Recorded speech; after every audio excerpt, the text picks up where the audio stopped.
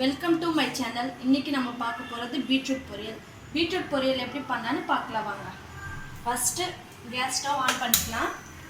ஒரு கடாய் வச்சுக்கலாம்.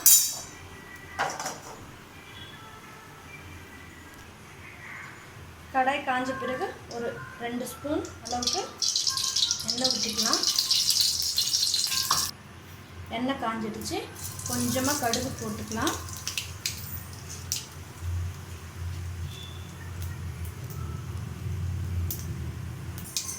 கடுகு காஞ்ச பிறகு கொஞ்சமாக கடலைப்பருப்பு, கொஞ்சமாக உளுத்தம் பருப்பு சேர்த்துக்கலாம். சேர்த்து நல்லா வதக்கிக்கலாம்.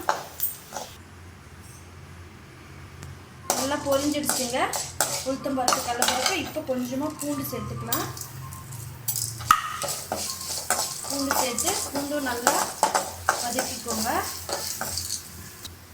கடலைப்பருப்பு, உளுத்தம் பருப்பு, பூண்டெல்லாம் நல்லா இதாகிடுச்சு. இப்போ நம்ம காஞ்சி மிளகா சேர்த்துக்கலாம்.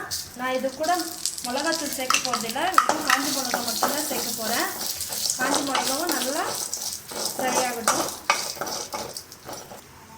இப்போ இது எல்லாமே பொரிஞ்ச பிறகு நம்ம ஆல்ரெடி நான் பீட்ரூட்டை கட் பண்ணி இந்த மாதிரி கட் பண்ணி வச்சுருக்கேன். உங்களுக்கு திருவுற மாதிரி பிடிச்சிருந்தா அது மாதிரியே சேர்த்துக்கலாம். நான் இது மாதிரி சின்ன சின்ன பீசஸாக கட் பண்ணி வச்சுருக்கேன். இப்போ நம்ம இதை சேர்த்துக்கலாம். பீட்ரூட்டை நல்லா சேர்த்துக்கிட்டு நல்லா வதக்கலாம்.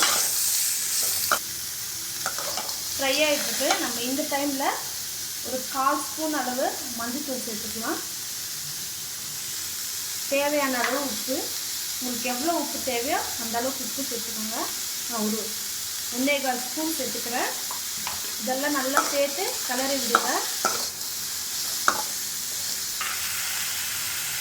பாருங்கள், லைட்டாக வதக்கிட்டு நம்ம இந்த டைமில் என்ன பண்ணணும்னா ஒரு 1/2 கிளாஸ் தண்ணி, ரொம்ப வேண்டாம், ஒரு 1/2 கிளாஸ் தண்ணி இதோடு சேர்த்துக்கோங்க. 1/2 கிளாஸ் தண்ணி சேர்த்து நல்லா கலரி விட்டு நம்ம இப்போ ஒரு மூடி போட்டு வச்சிடலாம். இன்னொரு விஷயம், பீட்ரூட்டில் ரொம்ப சத்துக்கள் நிறைய இருக்குங்க. Potassium, fibre, iron, vitamin B9, vitamin C எல்லா சத்துக்களும் இதில் இருக்குது. ரத்தத்துக்கெல்லாம் ரொம்ப நல்லது. இதை நீங்கள் ஜூஸாகவும் குடிக்கலாம், இல்லைன்னா வேக வச்சு அப்படியும் சாப்பிட்லாம், இது மாதிரி ஃப்ரை பண்ணியும் சாப்பிட்லாம். பீட்ரூட்டில் ரொம்ப சத்துக்கள் நிறைய இருக்குது. வீட்டில் வாரம் செஞ்சு சாப்பிடுங்க. பாருங்கள், இப்போ தண்ணியெல்லாம் செஞ்சு போட்டு பீட்ரூட் நல்லா வந்துடுச்சு. நம்ம இறக்குற ஸ்டேஜ் வந்துடுச்சு. கொஞ்சமாக இதில் மேலே கருவேப்பிலை போட்டு ஒரு 2 கலர் கிளறிட்டு இறக்கிற மாதிரி தான். பாருங்கள், பீட்ரூட் பொரியல் ரெடி. இப்போ எடுத்து நம்ம பிளேட்டில் சர்வ் பண்ணிக்கலாம்.